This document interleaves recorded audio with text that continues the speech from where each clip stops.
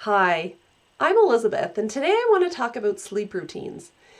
If you have kids, chances are you have some sort of bedtime routine for them. So that routine might be a quick story before bed for 5 minutes, or it might be a 1 hour, bath, story, snack, snuggle time kind of combination. Every family has a different bedtime routine, but that is a common theme from people that I talked to, have worked with, is that they have a really good bedtime routine for their kids. So why is that? We know that kids transition between activities better when they know what to predict. And so when we get a routine set up for our kids to go to bed, it makes that transition into bed and then into sleep a lot easier and a lot smoother, and usually a lot less tantrums because they know what to expect. So people will set this up for their kids with no problem, but generally they find it harder to implement for themselves. Now, when I say sleep routine and you look at me and roll your eyes and think like, how lame and boring do you think I am? You may already have a routine that you do before bed. You may not think of it as such, but I want to share a personal anecdote from this week about how, for me, a sleep routine is so important and why it is. So my normal bedtime routine it starts after I put my kids to bed. So I put the kids to bed sometime around, just before around 8 o'clock. And I head downstairs with usually my computer, and I spend an hour hanging out on the couch. So I'll throw a show on in the background. I'll catch up on emails. I might do a couple things for work, and generally just winding down. I do have to be careful that I'm not working on anything that's too mentally stimulating. So I can't do really hard things, or I'm not doing a lot of creative stuff or writing or anything like that. It's really kind of menial tasks generally if I am going to be doing some work stuff. So that happens till about 9 o'clock. At 9 o'clock, or by 9 o'clock, all of my screens are off. So my computer's off, my phone is off, and none of them come upstairs with me. So my phone stays turned off downstairs for the night, when I'll turn it back on in the morning for my mindfulness routine first thing in the morning. Head upstairs. I don't generally do chores at that time of day either.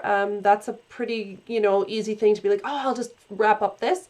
Again, I can't do anything that I know is going to wake me up or cause me to be moving a lot. So I'll head upstairs, get ready for bed, and I usually climb into bed sometime between 9:15 and 9:30, where I'll read for like 10, 15, 20, 30 minutes, depending on the time and how good my book is, and how tired I am. And then lights are out by 10.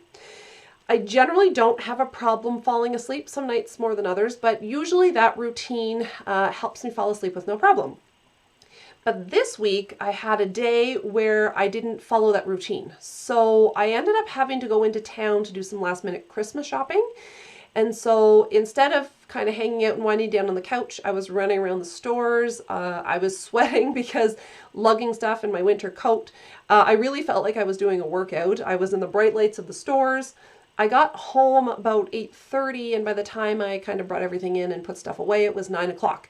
So when my evening routine would normally be almost done, my wind down was just starting. So I knew that I wasn't quite ready for bed yet. So I went and did a little bit of work and watched a show like I normally would do.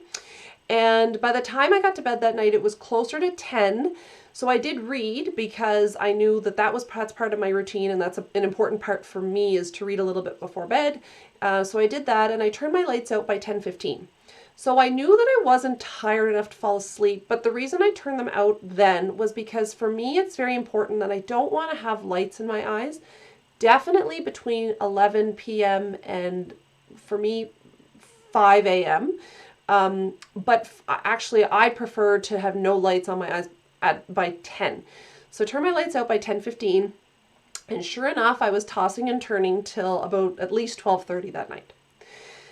So I'm one of those people that's just very sensitive to their routines, sensitive to bedtime routine, sleep routine. And you may be looking at me and saying, oh my God, how lame, I can fall asleep anytime, anywhere. And if so, that's amazing, and I envy you.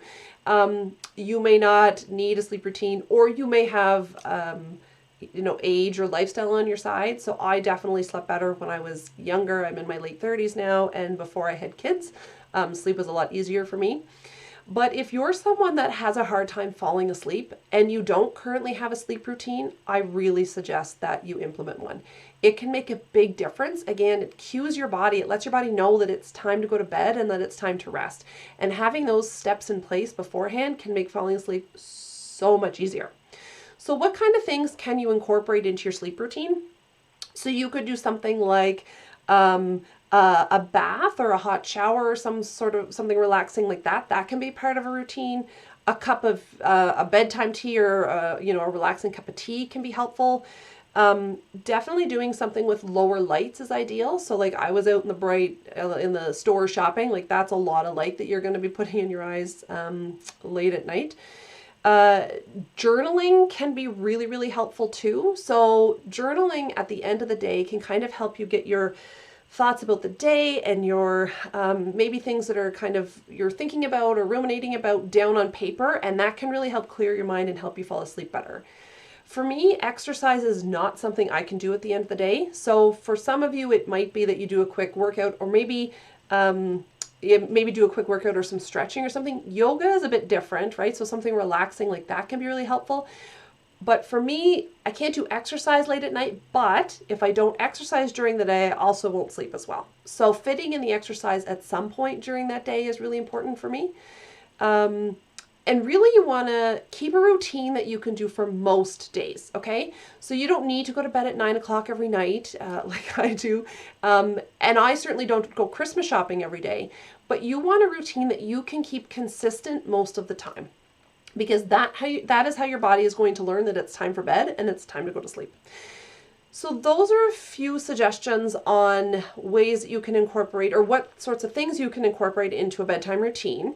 If you have a bedtime routine that really works for you, or you've got your own special thoughts and suggestions on things that you can do before bedtime to help your body and mind cue that it's time to go to sleep, please share, because I'd love to grow my list. And I'm just curious what works for you. All right, I hope you have a great day and a good sleep tonight.